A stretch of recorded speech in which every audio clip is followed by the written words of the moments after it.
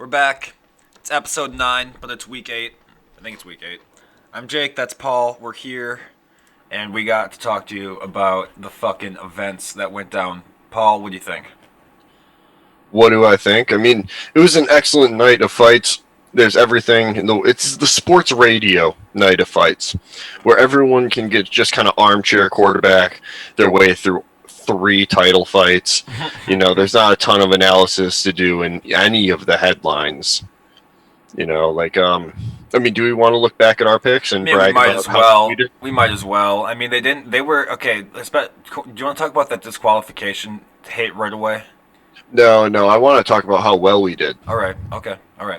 So, did we pick Dominic Cruz over Casey Kenny as the dog? We picked Rakic over Thiago Santos. We had Makachev over Dober. We kind of had Jan over Sterling. But what do we say about that?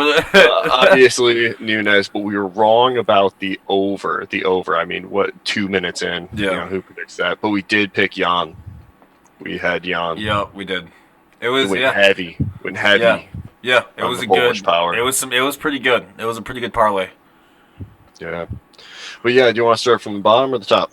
Oh, probably the bottom. Might as well. Okay. Dominic Cruz went out there and he did it says split decision, but that was a very workmanlike performance, and he went out there and just kind of styled on Kenny a little bit. Had some good kicks early in the fight that threw Kenny off, but that was a classic Dominic Cruz performance, and what that means for me going forward is it puts him in line for like a Jose Aldo fight, like a Frankie Edgar fight. 2 legends of the sport. Right, and is that because the legends themselves need to defend, or is that because he's just getting up better now? Well, I like what Dominic Cruz is saying, where he doesn't have to prove himself to anyone. And what I take away from that is that he was the champion. He was the defending champion. He doesn't have to prove himself. He doesn't have to go for the belt anymore.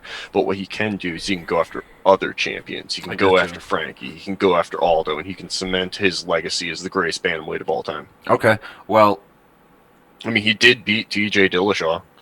He's going to have the rematch with TJ right now off the EBO suspension? No. That's not in the cards. The old suspy. Dude, do you think suspensions cause, as big of a problem now as they used to? It's a tough question to answer, because it depends on the era. I'm of the opinion that this is kind of a legal matter when you sign on the dotted line saying I'm not going to take anabolic steroids, and then you test hot for anabolic steroids. Right. How are you not being taken to court? No, I think we talked about that one time. I don't understand how it's just a fine. That's got to be some serious. I don't understand how there's not legal ramifications. Right. Well, it's millions and millions of dollars. If it was a business, it would be fraud. But not. It's a fighter, so it's okay.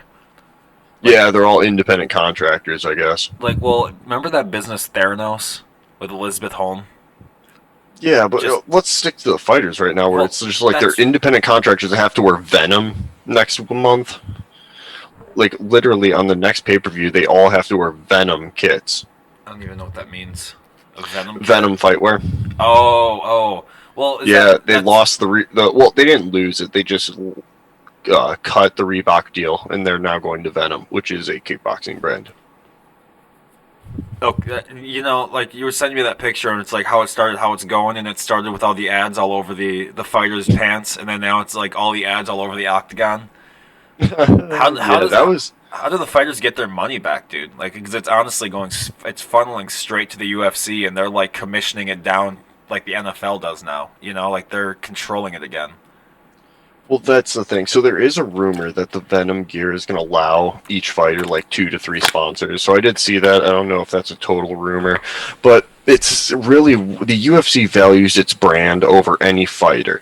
When Conor was saying he wanted equity in the organization, the UFC was never going to let that happen. They would give him a bigger contract, but they would never let him get equity because the brand is always bigger than the fighter, and that's been their business model. There was always going to be another star. Well, for sure there's always going to be another star, but wouldn't it be good for McGregor to be involved somehow in the UFC's organization? No. Why? What, McGregor's going to do matchmaking? No. He's going to, like, teach kickboxing classes at the UFC? Like, what is he going to do after his career? Like, he's going Commentate. to... Well, after his career. Why does he deserve equity? Well, I'm just saying, like, why wouldn't... Well, I feel like we've talked about this on the show before, of how he literally has brought the UFC the majority of their fans. He definitely has. He definitely has changed the game. But that's when he's talking about equity at the press conference. That was legitimately madness. Well, right. I'm Like, not saying that Brett Favre should own the NFL either. I'm just saying, like, to get the players to get the money back in their pockets. Because ultimately, if you're going to go in the octagon and get the shit kicked out of you, hoping that you can get the 50K from Dana, and he might not even give it to you at the end of the night, like, fuck. yeah, how crazy is that? All the bonuses that Yeah. get added, just the $50,000 on top of it. I mean, I do respect the bonus system, and I respect like the win loss, but man, it's a wild gig. I'm all about the players getting the money. That's where I'm, like, those dudes are getting the shit kicked out of them. I've seen the UFC's buildings. If Dana White can put down a $1 million hand at the fucking Flamingo, then he can, he'll be fine. I don't go to the Flamingo, dude. I don't go there. Should have put $1 million on Mahachev. I put him fucking. Well, I was gonna That say arm something else, and triangle, then he went out there and break danced on Drew Dober. breakdance. Like that was a truly cruel performance. I mean, I wouldn't say cruel. You've got Daniel Cormier between rounds doing ESPN analysis of how he got thrown on his head. Yeah, that's pretty bad.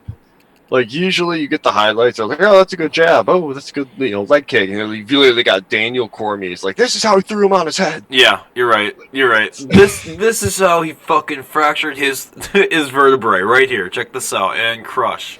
Yeah, dude. Yeah, I mean, I just thought it was like he almost got. I don't know. It's the way that these fuckers can throw the weight around like that is unbelievable. First of all, if I tried to throw someone like that, I'd throw my back out. Like just I feel like Yeah, it's tough. You need the stamina for it. But we skipped a fight. The opener of the night was Rakic over Santos, and Rakic is kind of like the Cyril Gane of light heavyweight, where Tiago and Rosenstrike are both absolute marauders. Those guys can put your lights out with one gigantic punch. And then how did they do it? They did it with jabs and low kicks and some body work. They had a workman-like performance, and it's kind of tough to watch. It's not how you want to open pay-per-view. You thought it'd be fireworks, but it turns out it was just one guy is so much more talented. I say, it was still good. It's not like it wasn't like what people were looking for. You still got your money out of it.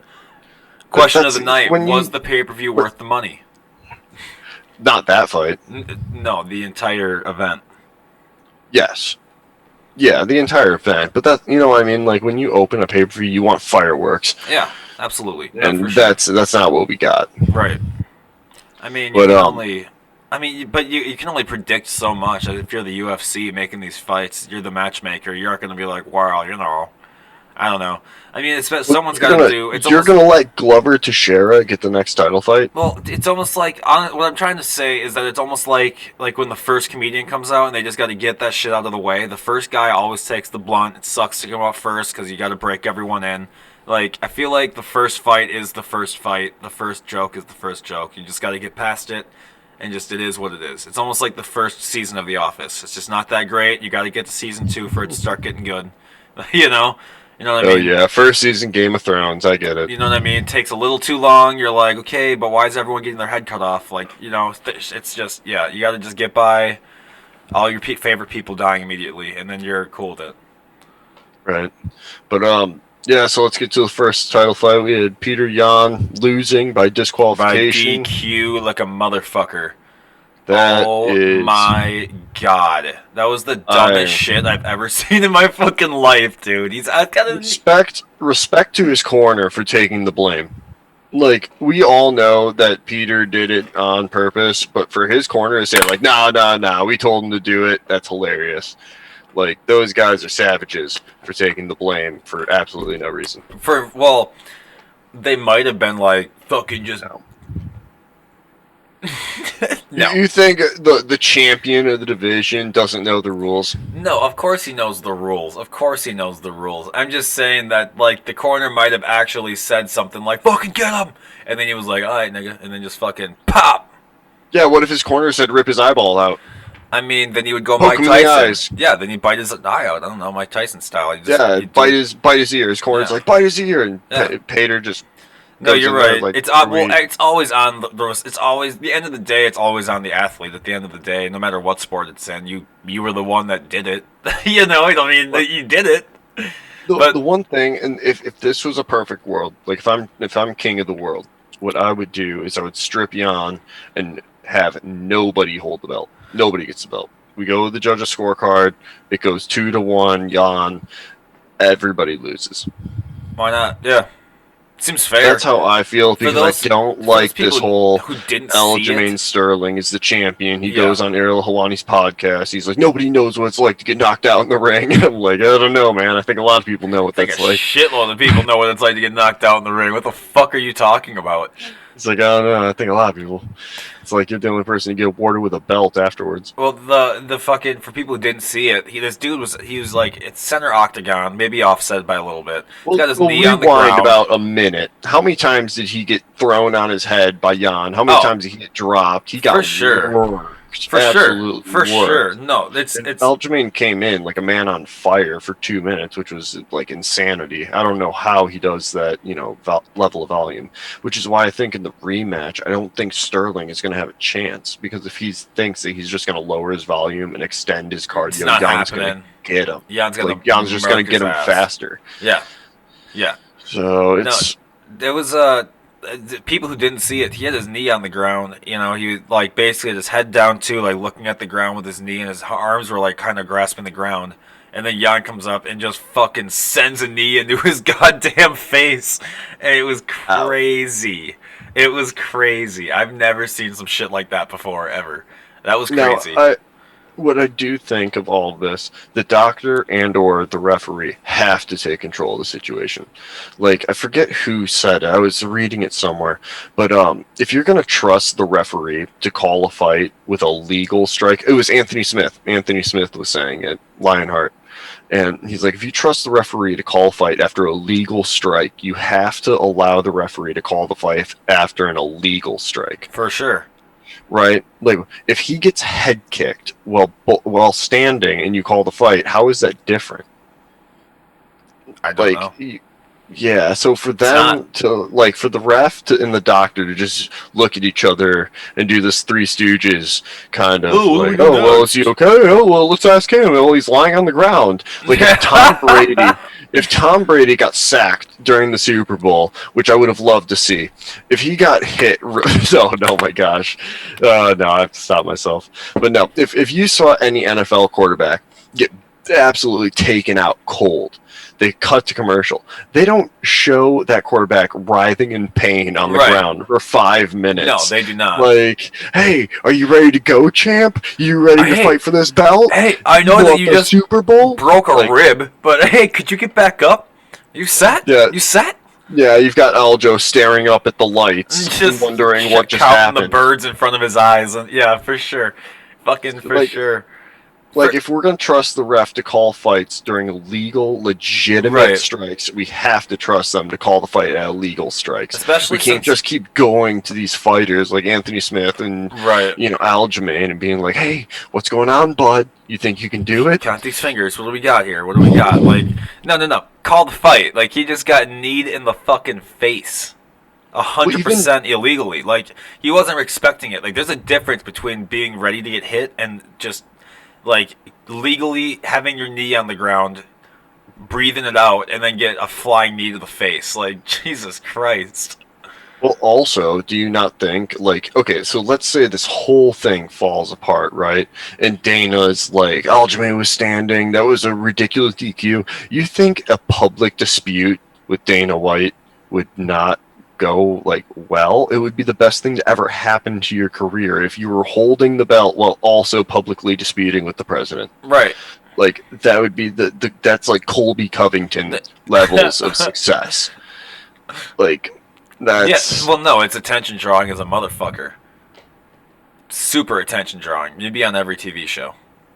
Yeah, but man, going to the next fight, the co-main event, Nunes.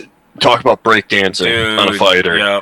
That inverted triangle armbar. Nunes had to decide if she wanted to go for the arm or just strangle her, and I think Megan was just like, "How about neither?" And tapped quick. I'm just gonna tell you something, man. After watching Nunez just fucking attack people like a bear, just absolutely, like, Jesus Christ, man. Like, I don't. There's not words because she's literally.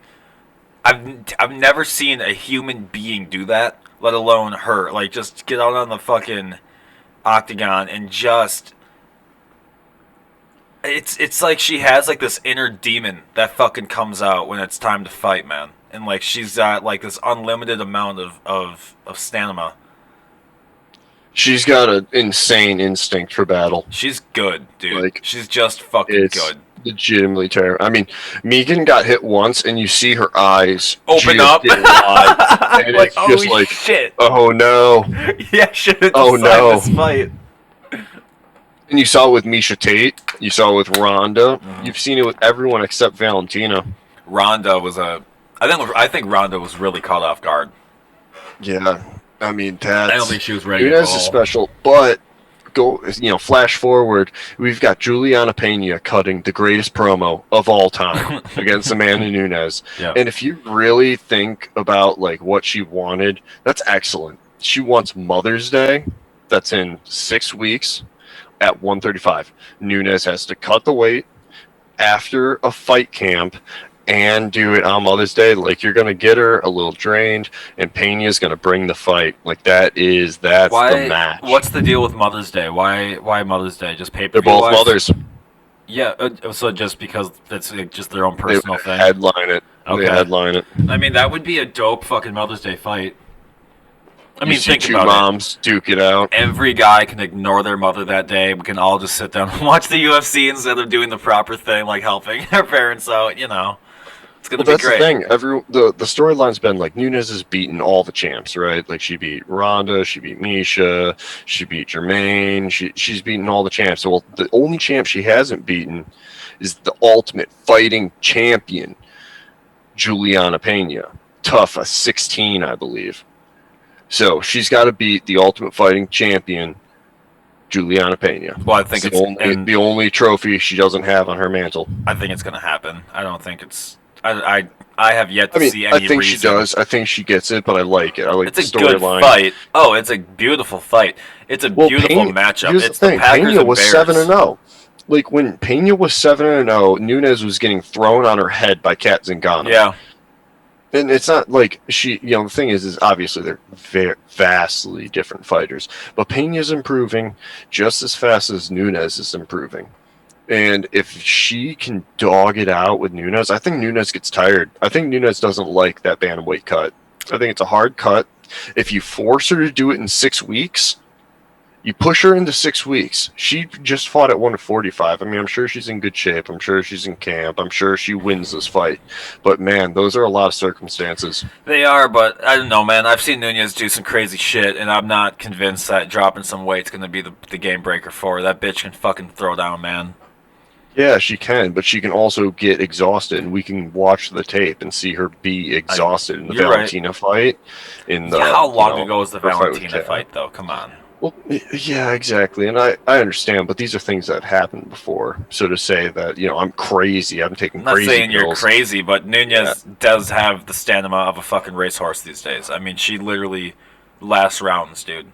She lasts rounds. She went 5 rounds with Pennington, who at 135, and she definitely, whipped Pennington good. Yeah. And then they had all their wives. And that was a long fight. That was a long fight. But I think Pena's a dog. Pena went out there and she recently beat Sarah McMahon, and Sarah McMahon, Olympic silver medalist. Yeah, McMahon, yeah. So she's the best wrestler in the division right now. Yeah. Nunes is going to have to prove it. Yeah. Can she beat the best wrestler in the division? Because they've all been strikers. Look at all her fights. They've all been strikers. Megan's a striker. Yeah. Ronda, you can say is ground fire, but she's got knockouts. Holm, on her feet. Misha, definitely on her feet. She's Mm-hmm. got wrestling, but definitely on her feet. Jermaine Durand to me, a total striker. Like, Felicia Spencer, Jesus. Like, like definitely on the feet. It's like, yeah. So I think Pena's the only fight that we can really talk about. And then if Shevchenko wants it and they want to do the trilogy, we can do that. But I think Pena Nunes is the fight. And then if Right. Nunes can beat the Ultimate Fighting Champion, Well, then if it's a Mother's Day fight too, she's got all the belts. if She's it's a got all the Mother's Day trophies. fight, it would be a good. The more I'm thinking about it, yeah. How if you're their fucking kids, how afraid of your mom are you if you fuck up? Like, if like when we were kids and like you got to have the house clean by the time I come home and you just sit down and don't clean the house at all, and then they're in the driveway and you got to start spraying Windex in the air for it to smell like cleaner. I wonder what would happen if like So I've got the story for you. So it. Juliana Pena is the Ultimate Fighter champion, right? Yep. So she goes through week after week, and she's on the Rousey versus Misha season. Okay? Mm-hmm. Ends up winning the tournament, and she's at home watching a week later Rousey and Misha fight each other on pay-per-view on the Weidman-Anderson card. She's drinking a glass of wine, and she's so angry because she knows she can beat both of those girls that she smashes the glass of wine in her hand and gets taken to the hospital on the night of the pay-per-view as she's watching the fight. Are you serious? Yeah. I did not know that. Yeah. Pena is I don't want to say head case, but she's in it for the love of the game.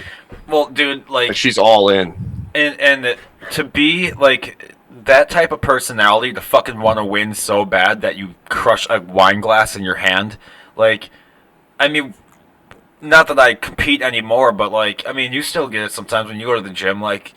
There are that feeling that you get in you when like people who aren't an athlete and don't compete don't really understand, but like when you have that in you that you only have one option and that's to win at all costs, like Yeah, I mean a lot of people only know one gear.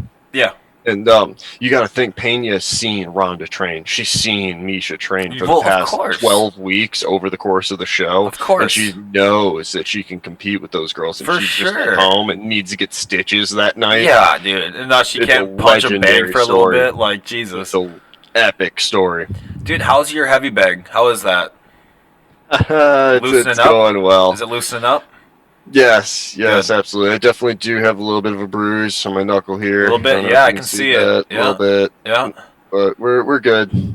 Did you? Yeah, she's a bit of a toxic relationship at the very beginning of having a new heavy bag. It's a little bit of an abusive relationship. Yeah, I know. And the thing is it'll as it spins, and anyone who's had a new heavy bag, you're working one side, and you're always you're always for whatever reason aiming at the logo. Yeah. You're always hitting the front of it. Anyone who says they're not is lying to me. They're full of shit. Unless the logo rubbed off or something, and it's been so long. Yeah. Yeah, or if there's like a Freddie Roach punched by the numbers, and they've got like duct tape with Sharpie all over it, and they're punching by the numbers, and then okay, I'll believe that. But yeah, so know who definitely has bruised knuckles? Who? Jan Blachowicz. Jan definitely has bruised knuckles, that's for sure. Yeah. Okay, so call me crazy. I do think Adesanya won on points. I thought he had 1, 2, and 3. But if we're gonna do the pride fighting system of damage, Jan won that spectacularly. Well, yeah, but like that's not. I mean, but that's not how it went. That's not how it went. I mean, Jan won 49-46 and 49-45 somehow with 10-8 rounds. I'm not sure how that goes, but for you to tell me that Izzy didn't win like 2 rounds is pretty wild. No, I agree with you. Izzy did pretty fucking well. Mm-hmm. Even though so that's the thing. Yeah. It's like if you really put the blinders on and you're like, who won that round? Izzy. Who won that round? Izzy. And then you bring it to round 3 and it's really close. Yep. But 4 and 5, Jan just ran him over. Oh yeah, that's straight conditioning. That is straight up conditioning. In the 4th and 5th round, that's straight up conditioning. Well, it's also like he's fighting a guy who's 20 pounds heavier than him, and Jan knows it. and Jan's pushing against him. But the other thing that I recognize about Jan is Jan has spectacular boxing. Well, His guard, his hands that are so high, like the people watching the video, he's always got his rear hand super high on his chin, just parrying. So the commentators are like, Jan is overreacting. Jan is doing this and that, doesn't but he have a Izzy wasn't boxing firing. background though? He's got a very large. So that's I don't know what his kickboxing or boxing background is, but I know he's a Dean Lister jiu-jitsu student, and that guy really? can grapple. He's a That jiu-jitsu dude- guy? I didn't think that he. I thought he. Yeah, would, he's got epic jiu-jitsu. How do you think he sliced that guard? Well, of course, dude, he can grapple like a motherfucker. I'm not saying he can. I'm just saying that like the way that when he's up on his feet, you wouldn't think jiu-jitsu. You know, the way that he stands when he's facing off, you wouldn't think jiu-jitsu at all. Compared to like, okay, like the Diaz brothers. Like, Oh yeah, they just float on the ground. they're like literally in a wrestling position half the fucking time. Like they're so low. But the one thing I love to see about Jan and the commentators, I don't know why the commentators were really going at it, where it's like Jan is very much overreacting. I'm like, well, if he's overreacting, how come Izzy isn't taking advantage of it? And it's just because Jan is so defensively sound, and his movements while he's reacting, he's not overreacting. He's just like he's ready. He's just okay, all right, nothing came. Yeah. Moving his head a little bit, and he's got his hands high. He's ready to go, and he was bringing Izzy into his jabbing range, and then launching himself forward and hitting him hard.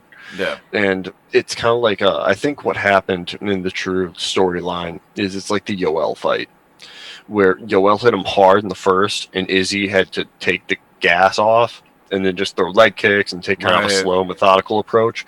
Where Jan hit him hard, Izzy decided that he couldn't, take that kind of power. Right. And no offense, I mean, sometimes guys hit you, and you're like, "What is that Holy dude made of?" shit, yeah. Might have a And you metal have bar in to his. you have to go to Plan B. But when you go to Plan B and the other guy's still on Plan A, Right. you lose the decision. Right. And I think that's kind of what happened, where Jan was still in Plan Easy. A. It's a good way of breaking it down.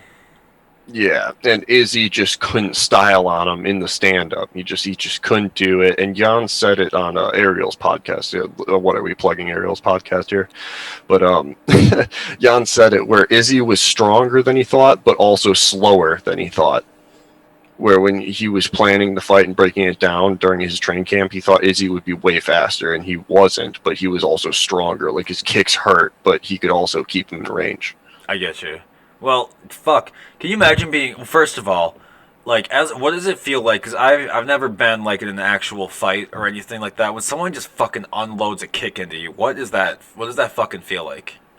Oh my god, dude, you're like, okay, so back in my old taekwondo days, I'm Yeah. a teenager. I'm not, proclaiming to be anything special. You still go to But the gym and we you would still have body spar. gear on, Yeah. and you would have your hands on your head, and everyone would have to literally go and switch kick you in the body.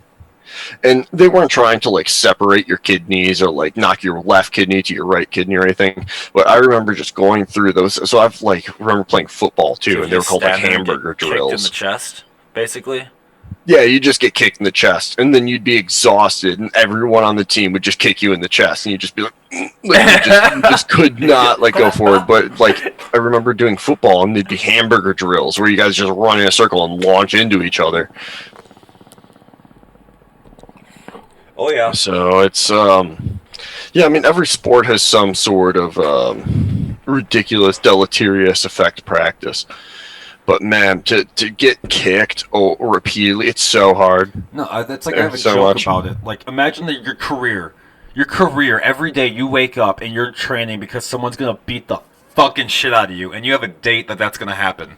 Like, goddamn, that's the stress that I would have of all right, man, your ass whooping is scheduled for 6 weeks from today, so get ready, and you just gotta go to the gym and just get ready for this dude to just attack you until you're dead, or a ref stops you first. Fuck that, dude. Absolutely. Yeah, or maybe fuck you get that. illegally kneed in the face, and then you have to tell the ref that you're not okay. I cannot. I personally, if someone was like, "Oh man, your fight's in 8 weeks, get ready," and then you just got to go to the gym knowing that you're gonna have to fucking fight for your life, like it's the Roman days. For fuck's sake, man, these fighters have balls of steel, dude, and labias of steel. These fighters are crazy. I do not have that. I know. And so let's talk about the fights that are actively happening. All right, we should. We should. So the first fight Grant tonight, Martinez. McGregor-esque.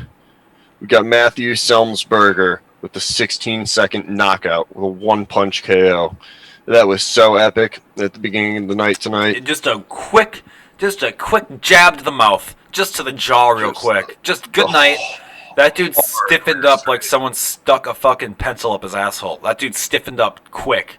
Yeah, like he got struck by lightning. Like it was just that bing, was it was strange. over. I haven't seen someone get knocked silly like that in a long time, man. That dude got knocked the fuck out. He just threw the laziest leg kick. He was just his momentum was going forward, and he just got starched. Like it was just, like yeah, clean. but like he got fucking hit. Like, oh my god. Yeah, and then scrolling up a few fights, we got Hani Yahya. Like, dude, you can't mess with that guy. Like, you can't mess with the ADCC guys who've got legitimate grappling because they will submit you. And he hit the Islam Makhachev choke, literally the arm triangle from half guard. Did the same technique, and Rodriguez just tapped immediately. It's a tough choke. Those shoulder chokes are nasty. Oh yeah, yeah. If you watch the same way that Islam was on his toes, so was Yahya. Like, he is driving forward. Like, if you watch a lineman when they're at 3-point stance and they're leaning over their shoulder, that's how Yahya is leaning his shoulders into that dude's neck. Like, he is so hard into that neck, like, you can't deal with it. No, for sure. For sure. What an appropriate day to speak about kneeling on necks, too. This is a great... Day of the settlement. The old 1 year anniversary of the 27 mil, baby. What up? 27. Good for them, man. Good for them. Oh, what I want to talk... Before I forget, we were talking about Tom Brady. Remember? We were talking about Tom Brady? Yeah. Okay, he just signed that 4-year extension deal. Oh, my gosh. Did you know that? No. Okay, he just signed a 4-year extension deal with the Tampa Bay Buccaneers. Here's what I'm wondering. Does he actually stay for 4 years, or is that to settle the fucking budget? Is that to get better players while because Tom's not making shit for this 4-year contract. He's not making shit. I don't even know if he's going to be a top 10 paid quarterback in the league. Seriously. So, like, because I think they might have just gave him a 4-year contract so they can spread out their money further, you know, and then get better players around him, which is something they would do. He did in New England, you know. So maybe he does that, stays for a year, maybe like 1 more year, 2 years, and then bails early because he's got guaranteed like 10 mil, which is for for Tom Brady, the winningest player in the history of the world. 10 mil guaranteed. Get the fuck out of here. That's nothing. It's so nothing. Come on, man. Aaron Rodgers gets paid. And that dude we watch every year choke on a huge, huge NFC dick. Every year we watch him choke on it. That's what I'm saying. Like, maybe he literally just realized how easy it was to win in the NFC. It's just like, you know what? It turns out the playoffs pay way more dollars than actual scheduled contracts. Like, man, dude, he's got the best. I am genuinely confused as to whether Tom Brady has a better gimmick in the NFC or if Jake Paul has a better gimmick against Ben Askren. Dude, I don't know what's taking candy away from a baby. Like, I'm not sure who's got the better gimmick. Jake Paul. He does. He does the better gimmick. Like, when Nate Robinson, like, if you told me, hey, the guy you're fighting is currently cutting the soles off his boxing boots and putting the sole of basketball shoes on, I would be like, take my entire fight purse and put it in Vegas because I'm gonna destroy this dude. Like, what? He's gonna wear basketball shoes into the ring? Has he never stood in a ring? Does he not understand that we're essentially like on a gymnastics floor? We're like, well, it's not a gymnastics floor, but it's definitely different. It's not hardwood. Like, what? Like, you guys aren't fighting on hardwood or concrete or whatever. You guys are boxing in a ring. Like, respect it. Like, wear the shoes. Yeah. Like, wear the boots. Like, oh my god, I was so disappointed with that. But that's what I mean. Like, the Paul brothers have the best gimmick in the world, where they're just gonna knock out these dudes who have no business like doing anything. Like, it looked, that fucking Jake Paul fight versus Nate Robinson looked like a goddamn locker room boxing match, like you'd see in middle school. Like, was there form? Did you see form? I saw people who tried to look like boxers, and then just punch each other a fuckload. No. Don't get it twisted. Jake Paul's got some serious talent. I don't know about that, but what He does. I don't know about that. Yes, he does. He's going to overhand right Ben Askren. You can record that. Timestamp it right now. Overhand right Ben Askren. It's going to be over. Probably 3 rounds. The fact that you can do that, doesn't that mean that he's not as good? No, what the thing is, Jake Paul he's a very, very good athlete, and he would get worked in the amateur scene. Like, I wouldn't send Jake Paul to the Olympics. Like, I'm not going to send him to the Olympics for a bit. Like, absolutely not. But no, he's got a gimmick. It's just like, Butterbean. Like, Butterbean was a professional boxer. Yeah. You think you're going to send him to the Olympics? No, definitely not. Definitely That's not. what I mean. Like, these guys are good boxers in their own right, where they're big, strong guys who can make the weight. And because of that, they have timing, they have moxie, they're good for the sport because you can do these squash matches, or you can make contenders, you can line them up. And in some ways, they're good for the sport. In many ways, Ben Askren did the same thing in the UFC. Ben Askren was a conqueror in Asia. He was a conqueror in Bellator. He comes over to the UFC and went, 1-3? Yeah. Like, he beat Robbie Lawler, and then he gets murdered by Jorge. He gets murdered by Damian Maia. Like, fucked up. Like, that's what I mean. So it's like these guys have shticks. Like, don't get it twisted. I don't know. I just, to me, I don't know what it is, but there's something about, like, just these fucking Vine kids just doing whatever the fuck that they want. Like, you want to box? Yeah, go ahead. You can box now. Oh, did you want to go to the Oprah's? Okay, yeah. Oh, and then did you want to come to the award show? Absolutely. It's like, fuck. The fuck are you talking about? Like, there's people out here busting their ass. Fuck the Vine kids, man. What are you talking about? The fuck are you talking about? I get it that they had this huge following and it's good for your brand to have all these new followers. But, like, there's got to be some integrity of a game left somewhere. Okay, so, oh my gosh. We were just talking about a 16-second knockout, but guess who just got a 12-second knockout? Dan Ige over Gavin Tucker just now, 12 seconds in. It just happened. Ige, he was a fucking minus 150. Oh. What were the odds for a 12-second knockout? Well, it was under, and that would have been, it's a plus 200 for under 2.5. My good googly moogly. I just watched that live. That is insane. Am I paying attention during this podcast? It's hard to tell. Well, but someone's, yeah. At least you're watching it, because mine's on mute. Yo. And mine's over there. He just did the 2-3 combo, and Gavin Tucker was out cold. Man, oh my gosh! I gotta figure out, like, I gotta start going to, like, a gym that offers, like, fighting classes. I gotta start doing shit like that, because I'll tell you what happened the other day while I was driving Uber. Okay, did I tell you about that with the Mavericks guy behind me in the bus? No. Oh my god! I must have told it on stage or something. But, like, okay, here's me. I pull up to the side of the Paris. Curb that says in big letters that says Uber on the curb, right? Uber. So I'm parked before the crosswalk. Ahead of the crosswalk, there's more cars. There's a crosswalk, then there's me.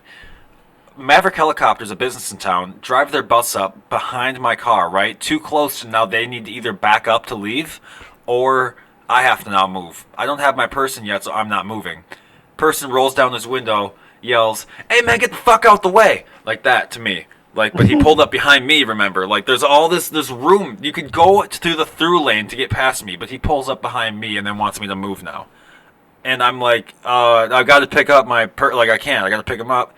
And he starts yelling more shit, whatever. Long story short, this dude ends up taking swings at me on the fucking sidewalk in front of the people that are, like, I'm picking up people, and he's got a bus full of people that are like, "Can we get off the bus?" Like, asking to get off because they just watched their driver. Bus drivers assaulting people on the fucking street.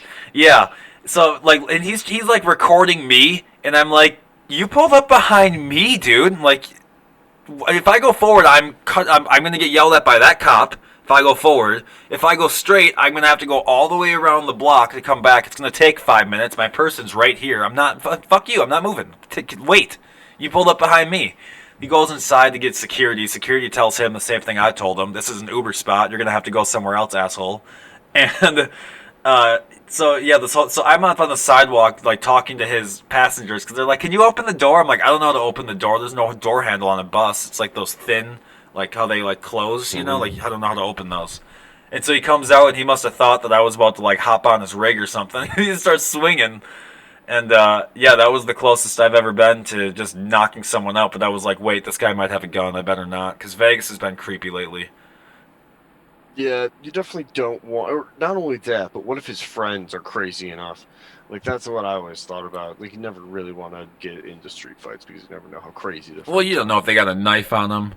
Yeah, You don't know what they're up to, man. Fuck that. I'm not into that shit. Yeah. So absolutely. I gotta learn how to fucking do some jujitsu so I can do like a quick throat kick, and then like everyone's like, "Oh shit, he just throat kicked the motherfucker," and I'd be like, "Yeah, bitch." So I wouldn't fuck with me either if I was you.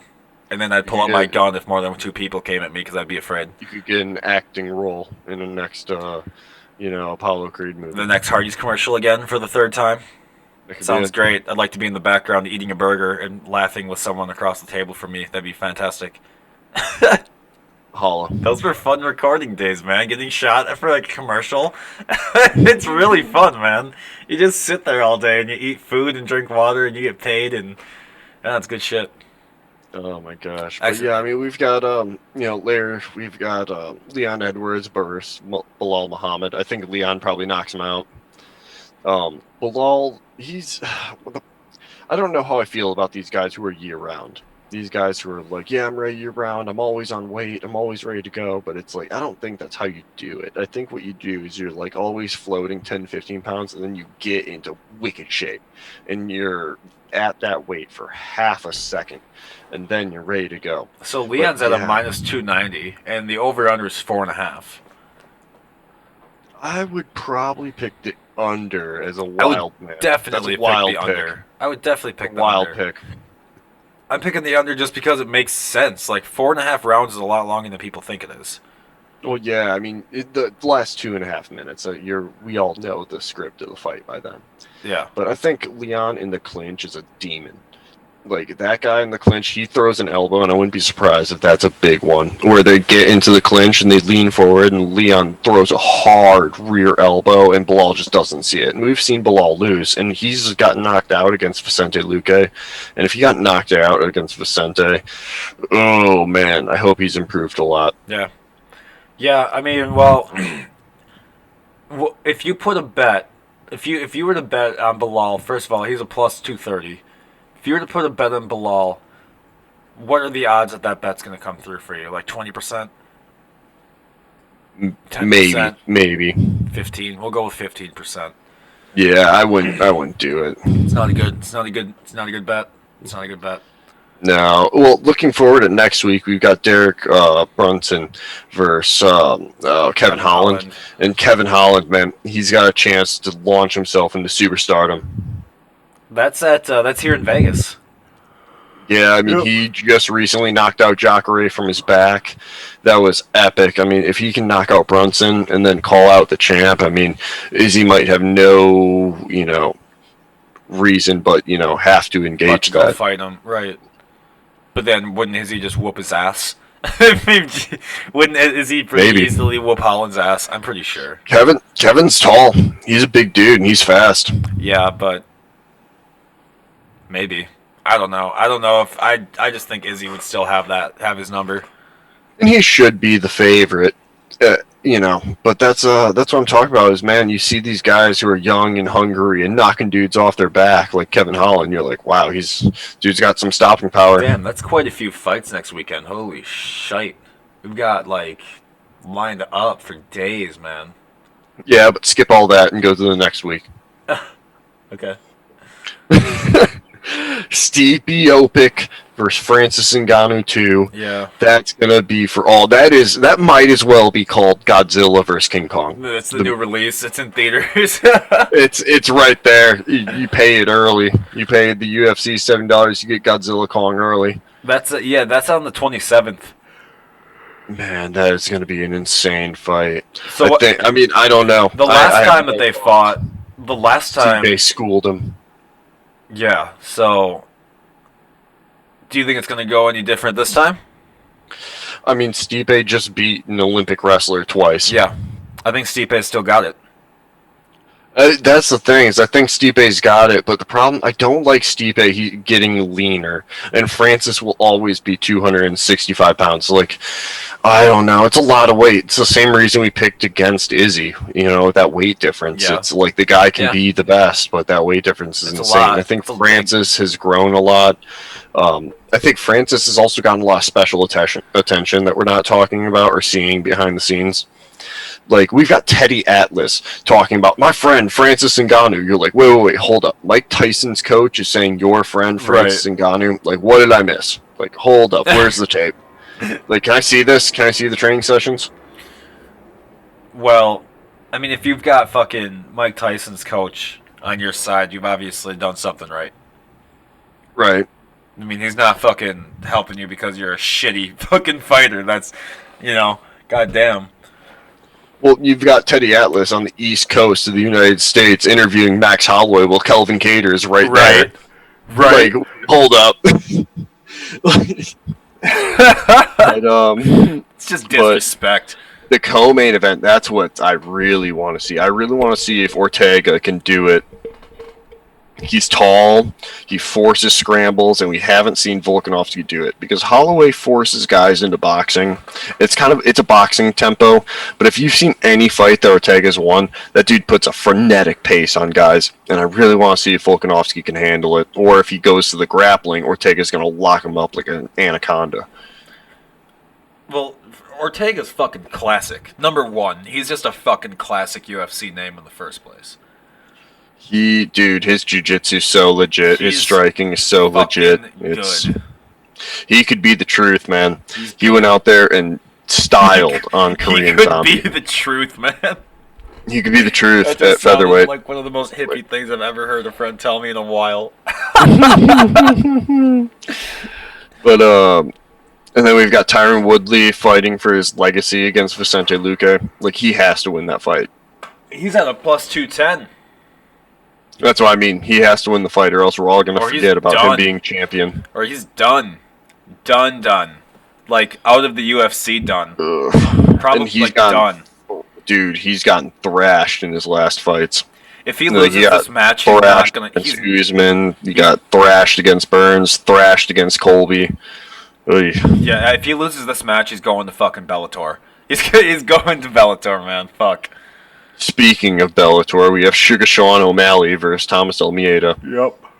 Where I like Thomas. I thought that this was I thought Thomas went to featherweight, but I guess I'm wrong. But Almeida is very good, very classic Muay Thai fighter. Sean O'Malley, and if he can, he's at a fucking minus 310. Why? Sean O'Malley's at a minus 310. Over Thomas. That's ridiculous.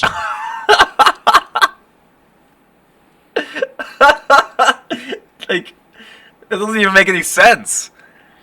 Oh my It doesn't even make any sense. Thomas, how many people listen to his podcast? Thomas is a plus 250. Sean O'Malley is a minus 310. No.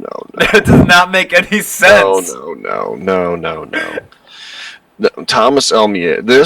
I understand O'Malley being the favorite. Maybe as high as minus 200. I'll give you 210. I'll give you 210. We'll split the difference at 310, motherfucker.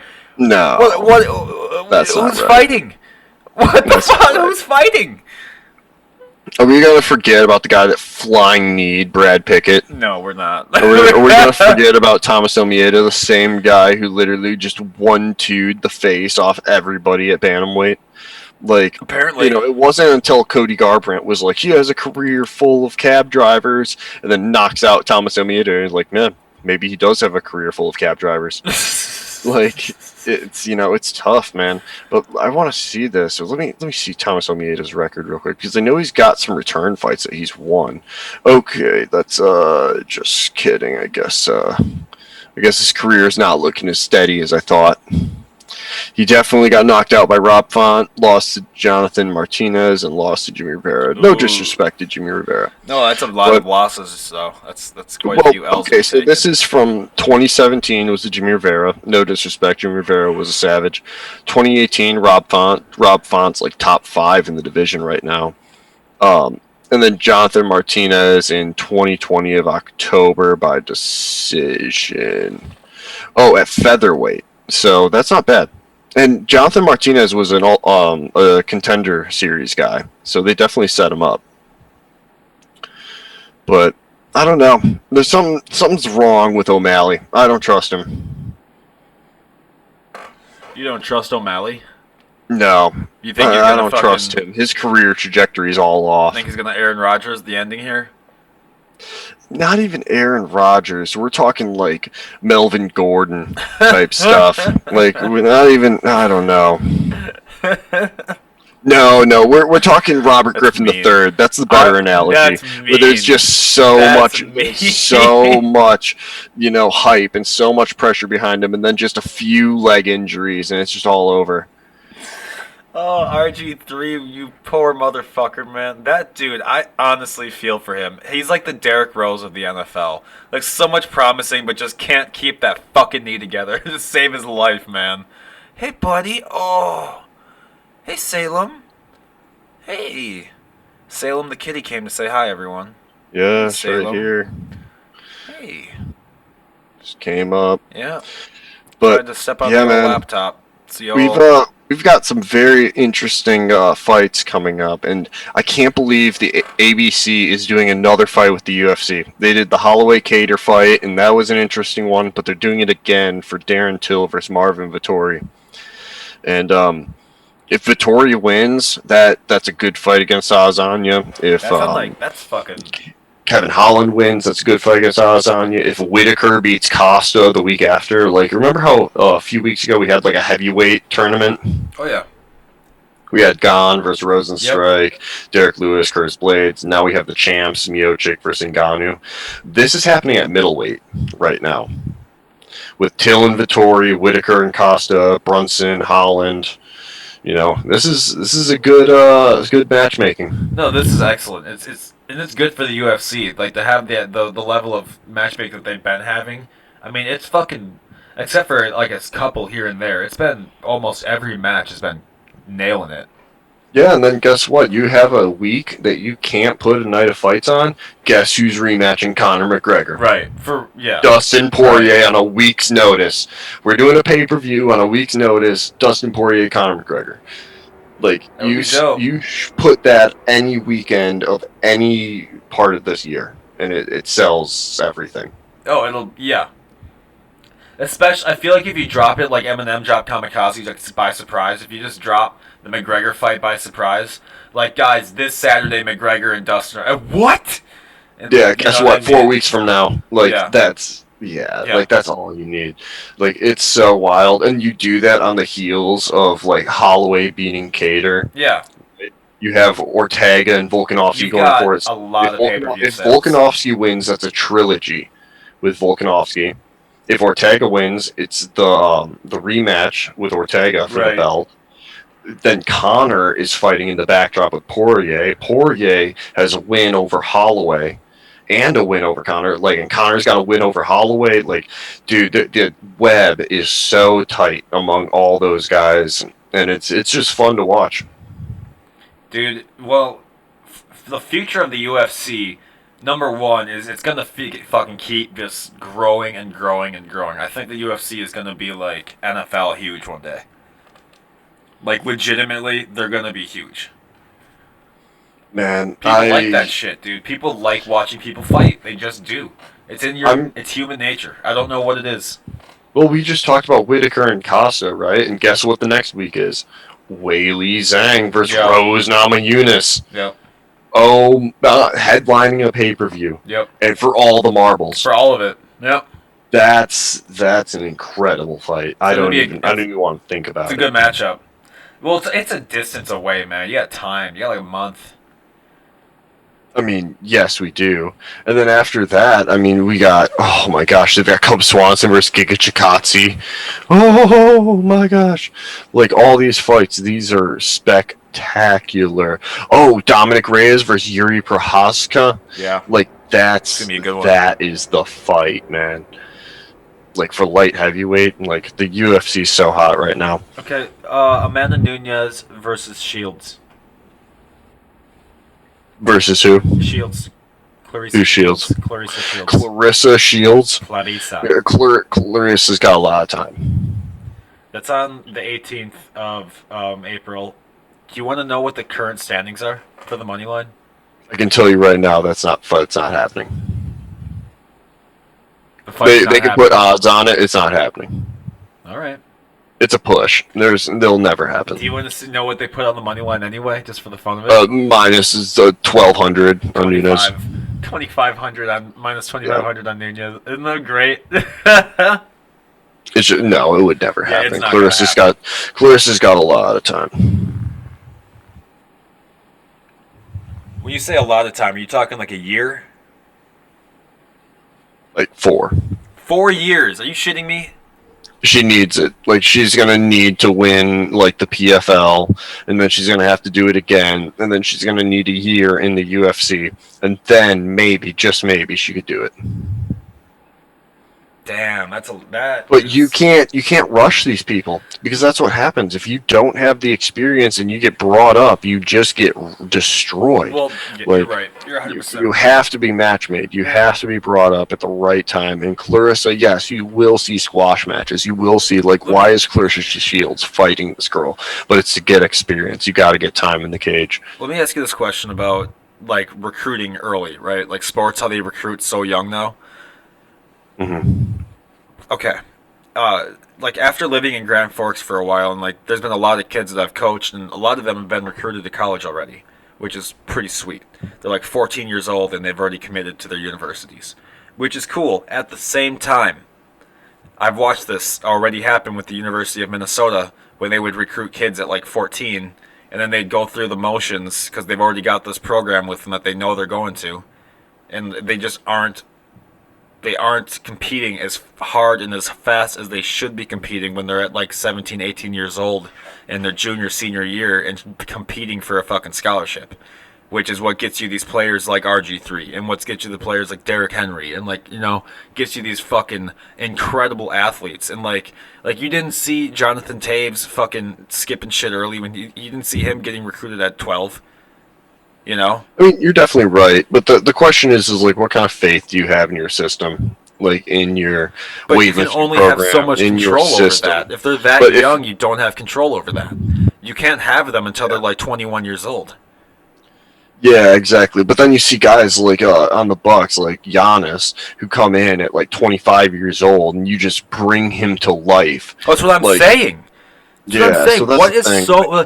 Everybody wants the fucking Conor McGregor. You can't have 1,000 Conor McGregors, man. You can't. Everyone wants the star. There's only so many stars out there. You can't. Not everyone can be, like the shit. Not everyone can have like, oh, I got everything done by the time I was 17. That doesn't happen. Like, well, how frustrating was it for the NBA when the Spurs were winning championships? For real. You had to talk about bounce passes. Well, it's you're like, yeah, well, their fundamentals are amazing. You're like, yeah, those bounce passes are sick.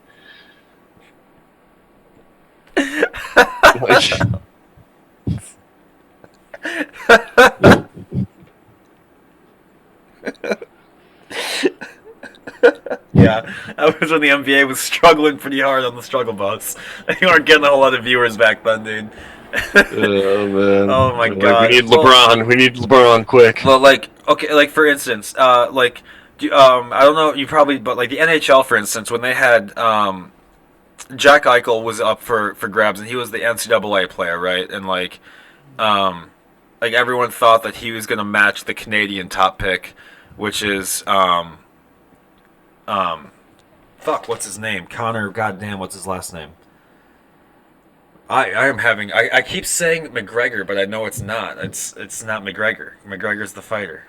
I'm having that moment where you're fucking Honor, the enforcer in hockey. Even though he would get knocked out in hockey. Jesus. Those are he would get wrecked. Connor McDavid. Those are too close, man. You shouldn't be allowed to have those similar names and be the most dominant athlete in your sport. Those are that's too close.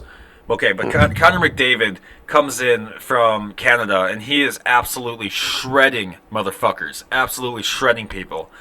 And for whatever reason, the NCAA thought, hey, we've got Jack Eichel, that's the same. He's the same caliber of player. No, he's fucking not. And you pushed him too early, and then he got to the show, and he's the captain of the Sabres because everyone was expecting him to just go off. What do you have, 3 points all season, Jack? What, you got 3 points this year, bud? You're shit. You're shit. Meanwhile, McDavid is on top of scoring right now, literally in charge for the fucking trophy. Like, no, don't compare these two people. McDavid went through. He entered the league. He went through the process. He did a lot more advanced programs than Jack did. It's not okay to decide that these players are the same people because they're fucking not. You know, this a tendency that you've seen this in other athletes, so you can do it to another athlete. It's a different fucking person, dude. And the sport is changing so fast. Every sport is changing so fast that for you to sign someone at 14 years old, and then by the time they get to your club at 22, I mean, fuck, you might not even be using the same material of hockey stick anymore.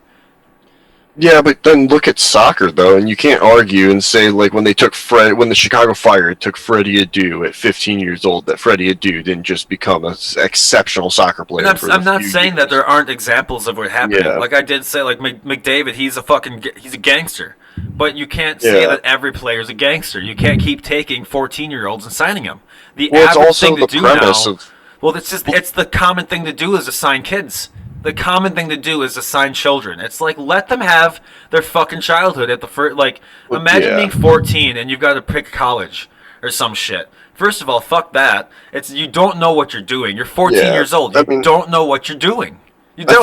I think we're getting lost on the youth of all of this. But I don't blame teams for risking themselves on franchise players. Like look at Patrick Mahomes.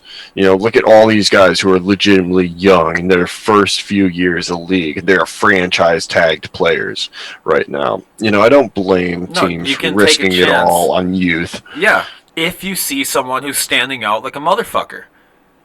But just because you see someone standing out as better doesn't mean that they get a scholarship at 14. Give them some years to develop. The kid hit puberty last year, man. Fuck, give him some chance. Oh. Yeah, I mean, 14. Is that really happening? It's very much happening. Are you like all the time? For like college. All the time. Yeah, for college. I mean, they have to complete high school. It's different for college. Like, I mean, I was recruited at 16. Do you know how many? Yeah, we've all been talked to early, but it doesn't mean you go. Yeah, exactly. I mean, neither of us left the it's house definitely a little different 14, when. 15. Oh, I mean. Played on local teams. Zion Williamson or whatever, where his mom was extorting Nike. Yeah, okay. That's a different story. That's obviously a different story. Yeah. So my mom was siphoning money from Nike. What's the big deal? I don't understand what you're so mad about. What's the problem? They're like, listen, you're going to be the face of the NBA. And they're like, I'm 12. But like, that's what I'm saying. Yeah. Like, fuck, man. Imagine the pressure on these kids. Like, all these child actors, too, that grow up and get, like, a bajillion tattoos and drink themselves into oblivion because you've got them at 14 trying to act like adults. Let them be a kid. Like, after coaching how many age groups now? From, like, 7 years old. I mean, I've had kids from 4 when they were skating at, like, 4 years old, all the way up to, like, high school, college level shit. Like, don't fucking tell me that these kids that are 14 need to be recruited right now. Don't tell me that shit, because they don't. I've had 14-year-olds on the team who have been recruited and not. And the attitude of those two kids is night and fucking day. The kid that got recruited already barely listens to you. It's hard to coach because he already thinks he knows what he's doing. Well, my dad says I need to do this. Yeah, well, your dad's not the fucking coach. So, listen, like, and the kid that is much more coachable. And I'm fucking telling you, I don't care who you're signed with. I'll bench your ass if you don't play for me that well. Period. Fuck you. Like, it gets frustrating because you get really young athletes with really big heads, and then when the dream's gone, like after college and there's no pro life, then what? Now you got to go work at Amazon or some shit, and you got to like realize that you aren't the shit. And your whole life you've been told that you're this exceptional, amazing, you're going to the show kid, and it's because you're not going to the show. You're not. I'm sorry. Like, the show is the best of the best, and the best of the best, you get like 2 from every college team that goes because they're the shit. Like, not everyone's kids can go play for the Blackhawks. I'm sorry to ruin it for everyone, but like, not everyone's kids get to be a Bruin. You know, you gotta let the kids enjoy their fucking childhood a little bit here too, Or at least get a business and marketing degree. or just literally you gotta let them have a life, man. It's like all these like fucking media and do this and we gotta post a video a day on Instagram to keep your fight, like all that shit. Like fucking let him grow up. Well, that's what happened last week with Dominic Cruz and Hans Mullenkamp, where Dominic Cruz spent his post-fight interview talking about the Monster sponsor dude, where he's sponsored by Monster, but apparently the agent that he has, Mullenkamp, is requiring him to like pictures on Instagram and take pictures with him and all sorts of stuff. And he's just like, I'm not doing this all for that, you anymore. Dude. Like, no. It's so crazy that's that the thing. Dominic Cruz, he'll remember everything that's ever happened to him. Dude, just go after you. They're doing that to kids right now. Like, I don't think people understand that sports is a very lucrative business. It's a lot of money, and the kids are dollar signs. And they've never were anything more than that. And, like, that's why I get so, like, defensive of the kids. Because, like, yeah, it's really... Don't get me wrong. I remember being approached by, like, recruiters and coaches. Like, it's so cool when you get people to approach you and talk to you about, like, the next step or whatever. It's cool. It really is, and it's exciting. But that doesn't mean that it's your responsibility as a 14-year-old to even make the decision to talk to that guy. If your parents are letting you have meetings with fucking 40-year-old coaches and recruiters about your future while you're alone with them, that's a problem. It's a problem. Yeah, because they're gonna get taken advantage of. They're kids. It's like asking Aljamain Sterling to continue. It's for real. It drives me crazy, man. It really does. It's like literally the next exploitation of children. Just because they're not fucking being like trafficked doesn't mean they aren't being exploited. You're using them and their body for money. What they do makes you money, and you say you can't pay them because it would damage them irreparably. Yet here we are smashing up their heads at 14 CTE days. Who gives a fuck? Like, you know, it's that I get. There's a yin and a yang to this shit. Leave the kids alone, right? You got to leave the fucking kids alone. It's getting ridiculous. My opinion. Yes. And that's maybe just because I'm a coach and I'm sensitive towards it. But like, leave the fucking kids alone. They're stressed enough. They don't need to deal with your stupid ass recruiting them to whatever multinational $1 million school you have going on. Let them handle that when they've got time. I agree. Thank you. Thank you for listening to my TED Talk today. Yep. This has been the TEDx, actually. That pissed me off. Yeah, it pisses me off, man. This shit drives me crazy. You love the kids. What about the children? Save our children. They're in the basement of the pizza factory. Yeah, where's the Macaulay Culkin in the background? With Macaulay Culkin smoking a cigarette. He's got a crack pipe. He looks good these days, man. Macaulay Culkin actually cleaned up really well. Shout out Macaulay Culkin if you're listening. He looks good, man. He helped Mark Rober with a prank. Is that his name? Mark Rober? Is it? What's his name? Mark some shit. I don't know. Whatever. Somebody. Whatever. Anyway, anything else you want to add in? No, I mean, we've got a night of fights next weekend and the weekend after, so we've got things to discuss. So there's always going to be news. You're probably wondering why we were so late today on the podcast. Because what is today, Saturday? Yeah, and we're usually Saturday. Yeah, well, we're fucking busy.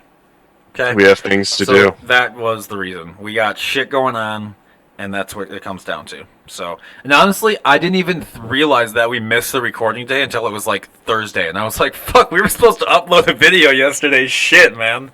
Yeah, I remember you sent me a text on Thursday. I was like, I wonder when Jake is going to realize that I'm way too busy to record tonight.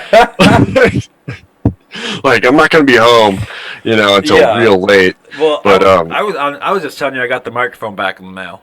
That's honestly what I was trying to get the word to you. That's big. I can't believe the box looks like absolute hell. It looks like it fucking got kicked down. Have you ever seen that Ace Ventura when he's delivering the package in the beginning of the film? Just kicking it down the fucking apartment stairs and shit. That's honestly what the box looks like. I'm glad I packaged it well, because fuck them, man. Like, what is going on with the Postal Service? Get yo shit together. Oh, you can't handle a little presidency dismantling you for 4 years straight? Oh. That's so mean. I should have said that. Oh my gosh. I'm kidding for everyone. But no, we get that microphone over here. I get the new headset. We could be legit. It's getting there. It's gonna get sent UPS this time. That's it. Yep, the unfuckable postal service. This is not an advertisement. I don't even care. If it makes it, we'll give you ad space. Fuck it. If it gets there for free, you get free ad space. Just get my fucking shit to where it needs to go, please. I just need it. Dude, I tried to order my little brother a cable from Amazon. Like, in Amazon, you fucking click, you type in the address. That should be it. He needs like a micro USB controller or cable for his controller or whatever. And they fucking didn't deliver. It said undeliverable, and then just return the merchandise. What? Undeliverable? How's the mail get there then? Like, what are you talking about? It's just Story of my fucking life. And everyone's versus the mail. Everyone's getting their stimmy. I have not gotten mine yet either. Probably got yours, right? Yep, great. Good for you. Didn't get mine yet, of course. It's so ridiculous. I didn't even get the $600 one yet. Just an upstanding citizen. I'm an upstanding citizen. I find all the problems in society and put them onto a stage and microphone. That is that is upstanding. Who does better than me in that field? One day, people will look back on this podcast and just see misunderstood geniuses. And the historians, philosophers. The aliens in 10,000 years are going to find an archive of this and be like, what did they mean?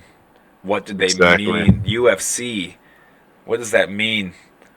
They're going to think they're going to go to Disney World and think that we worshipped a mouse. They're like, this is the mouse religion. This is where they worship the animals. And apparently Pluto is what do we got going on here? Pluto is just a dog, and Goofy can upright and talk and be an average person, but he's also a dog. So what? Pluto's like mentally retarded and he's just being held hostage. What the fuck is going on? You know, well, I'm gonna flip this on its head and plug the Tom and Jerry movie that just came out, which is excellent. It is very good. Excellent movie streaming on HBO. Let me tell you something about Tom and Jerry. They are classic. They're classic. Not only are they classic, but that movie respected the heritage of Tom and Jerry. All these live-action movies that have come out have desecrated the Aladdin one, the Graceful. Don't even bring it up. Don't even bring up the Lion King one either. Like it's Tom and Jerry live action was truthful. It starts with Jerry giving an absolute ass kicking to Tom at the start of the movie. And that's what we're looking for in this bitch. That's what we need, dude. And Tom gets his credit. Down on his luck, still ends up on top. It's a great movie. Yeah, that's a Tom and Jerry film. It's a Tom and Jerry film. Let me tell you what. You know what movie needs to go to hell immediately? The new SpongeBob movie. Oh, I was gonna say Mulan. Well, first of all, the creators of Mulan are going straight to hell they already know what they did. Those assholes. So what if we just clear out the genocidal area for the shooting area of the scene? Okay, yeah. Just scrape the dead Uyghurs off the floor before I shoot this film. And no one cares to this day. Like, what the hell? Right. Anyway, that's my 2 cents on the Uyghurs. That's it. But let's close out this podcast so I can watch this Edwards Muhammad fight, unless it's already over somehow. All right, let's close it out. We'll have one next week. Yeah, thanks for listening. Pay-per-view show for me is back on April 17th. It's back at Stoney's. It's no longer at the Virgin Hotel and Casino, although I'll probably be at the Virgin Hotel and Casino shortly after that for something else. But pay-per-view's back on, jakeridercomedy.com for tickets. Click on the tour tab to get there. Paul, it's been wonderful. I will see you next week. Yes. When's Nashville? Are you going back to Nashville? I am going back to Nashville in like 2 months, though. But so I got time. Okay. All right. Yeah. So, all right. Take care, everyone.